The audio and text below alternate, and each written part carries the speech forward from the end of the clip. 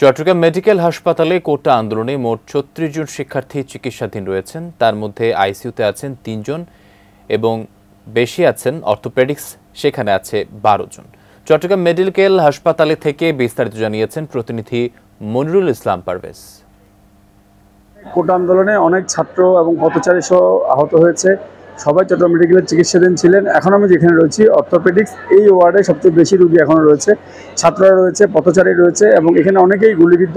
অর্থাৎ এই ওয়ার্ডের মধ্যে যারা রয়েছেন যে এখন বর্তমানে ১২ জন রয়েছেন, এছাড়া আইসিইউতে ৩ জন রয়েছেন এবং অন্যান্য ক্যাজুয়ালিটি ওয়ার্ড সহ অন্যান্য ওয়ার্ডে মোট ৩৬ জন রোগী রয়েছেন, চট্টগ্রাম মেডিকেলের পরিচালক আমাদেরকে জানিয়েছেন।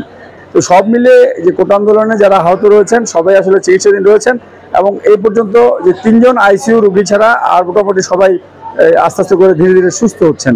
তো সব মিলে এখানকার যে পরিবেশ বা পরিস্থিতি রয়েছে, আমরা এখানে অনেকের সাথে কথা বলেছি যে অধিকাংশই যে ৪ তারিখ এবং অনেকেই আবার বিজয় উল্লাসের সময়ও যে পুলিশের গুলিতেও আহত হয়েছেন বলে আমাদেরকে জানানো হয়েছে।